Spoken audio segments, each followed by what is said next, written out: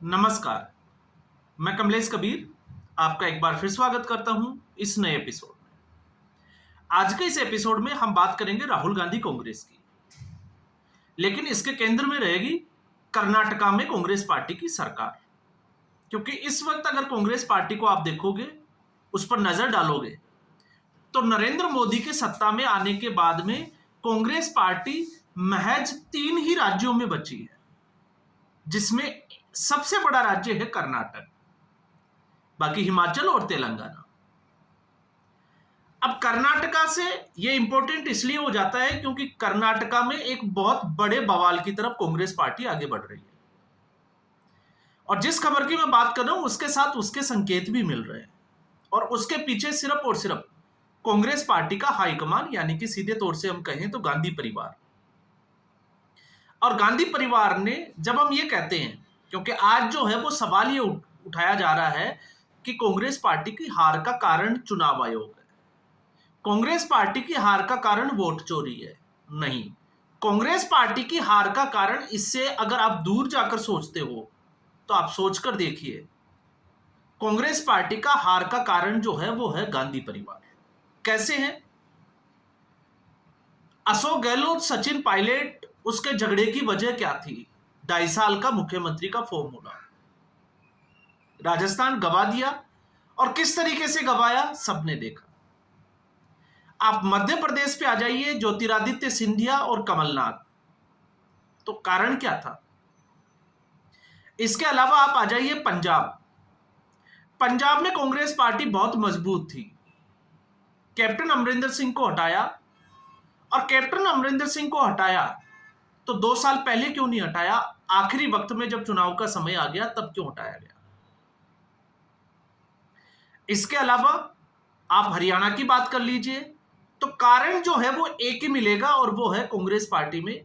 और यही एक कारण आपने देखा, क्योंकि डीके शिव कुमार कर्नाटका में बड़े मजबूत थे, कांग्रेस पार्टी के लिए जो है वो रिसोर्सेज इकट्ठा करते हैं, और जब 2.5 साल के फॉर्मूले की बात हुई मुख्यमंत्री की, तो अब 2.5 साल जो है वो सितंबर में होने वाले हैं। तो अब वो समय भी नजदीक आ गया कि कांग्रेस पार्टी में बड़ा उथल-पुथल देखने को मिल सकता है। लेकिन उससे पहले कांग्रेस पार्टी इस वक्त हमलावर है प्रधानमंत्री नरेंद्र मोदी पर। चुनाव आयोग पर तो जो है वो सिर्फ और सिर्फ बहाना है, और ऐसा इसलिए क्योंकि 2014 के बाद में कांग्रेस पार्टी ने येन केन प्रकरण, जिसकी हम बात करते हैं, सारे जतन करके देख लिए। और उन जतन की अगर हम बात करते हैं, आप देखिए, जातिगत जनगणना का मुद्दा उठाकर देख लिया, भ्रष्टाचार का मुद्दा उठाकर देख लिया, विकास के मॉडल पर बात करके देख ली, धर्म के ऊपर जो है वो बात करके देख ली। तो हर तरीके से कांग्रेस पार्टी ने नरेंद्र मोदी पर हमला करके देख लिया, यहां तक कि उनके निजी जीवन को टिप्पणियां करके भी कांग्रेस पार्टी ने देख लिया। लेकिन अभी तक कांग्रेस पार्टी को कामयाबी नहीं मिली।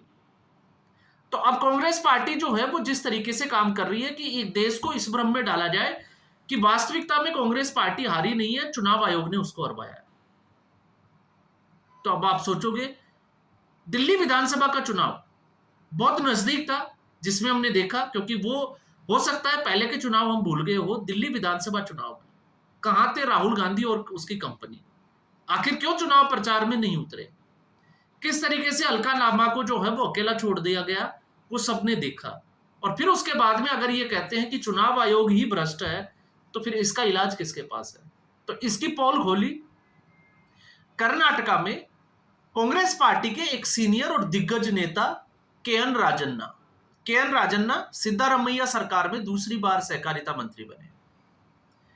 तो अगर दूसरी बार वो सहकारिता मंत्री बने तो आप समझ सकते हैं कि सिद्धारमैया के कितने करीबी माने जाते हैं। और राजनीतिक तौर पर अगर हम देखते हैं तो 1998 में पहली बार जो है वो मधुगिरी सीट से विधानसभा का चुनाव लड़ा, और उसके बाद में 2004 में एमएलसी का चुनाव लड़ा। 2004 में कांग्रेस पार्टी ने जब उनको टिकट नहीं दिया तो वो जनता दल सेकुलर के साथ चले गए, और वहां पर भी उन्होंने चुनाव जीता। उसके बाद में 2013 और 2023 वो फिर से जो है वो कांग्रेस पार्टी के लिए चुनाव लड़ा उन्होंने, और कांग्रेस पार्टी की जो सरकार थी उसमें मंत्री भी बने। अब इस वक्त, क्योंकि राहुल गांधी ने चुनाव आयोग के ऊपर हमला बोला हुआ है कि चुनाव आयोग ने वोट चोरी की, लेकिन सीट जो ली गई वो ली गई महादेवपुरा सेंट्रल बेंगलुरु की। उसको लेकर राहुल गांधी ने कुछ तथ्य जो है वो जनता के सामने रखे, देश के सामने रखे, और जिसमें था कि लगभग 1 लाख वोटों की जो है वो हेराफेरी हुई। अब उसके बाद में राहुल गांधी, वैसे अगर आप देखोगे तो आदित्य श्रीवास्तव का मामला हो या शगुन रानी का मामला हो, राहुल गांधी जो है वो एक्सपोज होते हुए दिखाई दिए। लेकिन उससे भी बड़ी बात यह थी कि एक तरफ राहुल गांधी जो है वो इस तरीके की हेराफेरी का आरोप लगाते हैं और दूसरी तरफ बिहार में एसआईआर के विरोध की बात करते हैं। तो अब आप खुद सोचकर देखिए कि एक तरफ राहुल गांधी जो चाह रहे हैं कि ऐसी गड़बड़ नहीं होनी चाहिए, तो चुनाव आयोग उसी प्रक्रिया को जो है वो वहां पर, जिसको हम कहें कि बिहार में, वो एक्सरसाइज कर रहा है। और इसी एक्सरसाइज के तहत बिहार में 65 लाख मतदाताओं जो है वो मतदाता सूची से नाम कट गए, जिसमें 22 लाख मृतक पाए गए, 7 लाख जो है वो आपको पता होगा 2 सीटों पर जिनके मतदान पहचान पत्र बने हुए थे। तो फिर एसआईआर का विरोध क्यों? तो एसआईआर का विरोध इसलिए क्योंकि अब तक आपने देखा होगा, अगर आप इसको टेक्निकली समझोगे तो बिहार में 65 लाख मतदाताओं के नाम कट गए। ये जो है वो एक डेटा रिपोर्ट है चुनाव आयोग की। तो एक भी व्यक्ति ऐसा सामने क्यों नहीं आया जिसका इस मतदाता सूची से नाम कट गया हो गलत तरीके से? या फिर आरजेडी और कांग्रेस पार्टी क्या मिलकर 10 से 15 लोगों को ऐसे इकट्ठा नहीं कर सकती, जिस तरीके से कर्नाटका का डेटा इकट्ठा किया कि वो आकर भरे उसमें मंच से ये कहें कि हाँ वाकई में उनका जो है वो नाम कट गया है और ये देखिए वो उनके स्थायी निवासी है बिहार के। लेकिन ऐसा एक भी आदमी अभी तक सामने नहीं आया। क्यों नहीं आया? फिर आखिर ये 65 लाख में कौन थे? और उससे पहले चुनाव आयोग ने ये खबर दी थी कि आधार कार्ड जो है वो जनसंख्या से ज्यादा बने हुए हैं। तो उसके पीछे का लॉजिक क्या था? और फिर ये लोग जो है वो दुबक क्यों गए? ऐसा इस एसआईआर में क्या था? तो 2003 के बाद भी अब जो एसआईआर चल रहा है उसमें यह था कि 2003 के बाद भी जिन लोगों के नाम मतदाता सूची में जोड़े गए हैं उनको दस्तावेज दिखाने पड़ेंगे।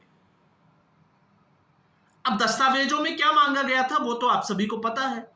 इसीलिए विपक्ष जो है वो इसको गाये बगाए सीए और एनआरसी के साथ जोड़कर देखता है। अब ऐसी स्थिति में लोग सामने इसलिए नहीं आए क्योंकि अगर कोई व्यक्ति आकर ये कहता है कि उसका नाम कट गया है तो उसको दस्तावेज पेश करने पड़ेंगे और उससे उसकी आइडेंटिटी सामने आ जाएगी। और वो आइडेंटिटी रोहिंग्याओं की हो सकती है। तो रोहिंग्या, आप सोचकर देखिए, अगर कोई रोहिंग्या बिहार में रह रहा है वो आकर क्यों अपने जो है वो जान को मुसीबत में डालेगा? क्योंकि उसको पता है पकड़ के जो है वो डिटेंशन सेंटर में भेज दिया जाएगा और फिर डिपोर्ट कर दिया जाएगा। इसलिए कोई भी व्यक्ति सामने नहीं आएगा। क्यों नहीं आएगा? क्योंकि उससे उसकी आइडेंटिटी सामने आ जाएगी। तो ये आइडेंटिटी सामने आने से बचाव का एक खेल चल रहा है और फिर इसके सहारे अब कांग्रेस पार्टी और आरजेडी जो है वो इससे ज्यादा कर भी कह सकती है। लेकिन केएन राजन्ना ने जो बात बोली वो ये थी कि ये जो चुनाव आयोग की ये जो प्रक्रिया थी, जो मतदाता सूची में नाम जोड़े गए थे, वो कांग्रेस के ही कार्यकाल में हुआ था। तो आप जो है वो अपनी ही पार्टी की अनियमितता का जो है वो ठीकरा दूसरी पार्टी पर कैसे थोप सकते हैं?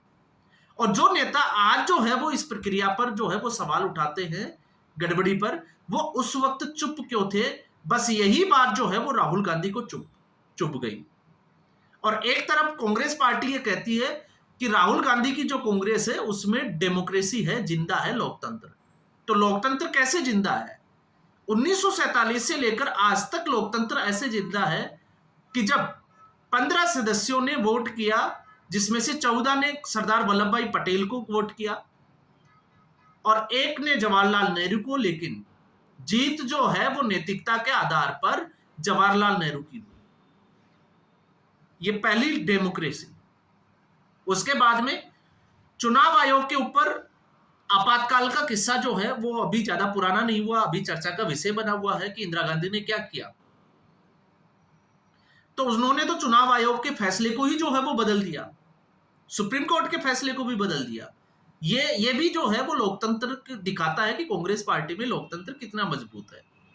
और फिर उसके बाद 2004 के बाद तो आपको पता ही है कि लोकतंत्र एक के बाद एक जो है वो किस तरीके से कांग्रेस पार्टी को मजबूत करता चला गया। तो आज भी मल्लिकार्जुन खड़गे भले ही पुत्र मोह में जो है वो गांधी परिवार के साथ खड़े दिखाई देते हो, लेकिन उनको भी पता है कि वो एक डम्मी अध्यक्ष है, इससे ज्यादा वो कुछ भी नहीं है। तो खबर जो है वो कर्नाटका से ये है कि उन्होंने इस्तीफा, राहुल गांधी उनका इस्तीफा नहीं, उनको पार्टी से बाहर निकलते हुए देखना चाहते थे कि कांग्रेस पार्टी हाईकमान जो है, या हम कहें कि मुख्यमंत्री, उनको बाहर कर दे। अब आप सोचकर देखिए कि एक व्यक्ति जो अपनी बात रख रहा है, जब ये कहते हैं कि डेमोक्रेसी में जो है, आपने देखा होगा इंडी गठबंधन में जब पार्टियों में आपस में लड़ाई होती है, उनके विचार मेल नहीं खाते, तो वो हमेशा हर प्लेटफॉर्म पे यही कहते हैं कि यही तो असली लोकतंत्र है जिसमें अपने विचारों को खुलकर रखा जा सकता है, और ये एक ही प्लेटफॉर्म है, इंडिया अलायंस। तो उसी कांग्रेस पार्टी में के.एन. राजन्ना ने अपनी बात रखी और बड़े ही सटीक तरीके से अपनी बात रखी, तो फिर उनको पार्टी से बाहर क्यों किया गया? तो आप सोचकर देखिए, खेल जो है वो चुनाव आयोग का नहीं है, खेल जो है वो और तरीके से खेला जा रहा है। अब ये कांग्रेस पार्टी और विपक्ष मन बना चुका है कि नरेंद्र मोदी के खिलाफ सीधी लड़ाई में वो कभी नहीं जीत सकते।